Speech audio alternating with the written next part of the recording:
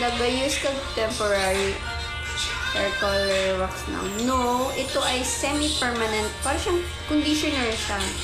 Semi-permanent. Naglalast siya for 2 to 3 weeks or 4. Depende sa pag-alaga mo sa buhok mo. Yeah.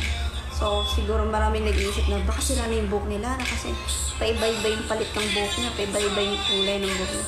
Yung binibili ko po ay isang semi-permanent. So, nag-shade din to agad siya. So, pwede ako mag-iba-iba ng kulay.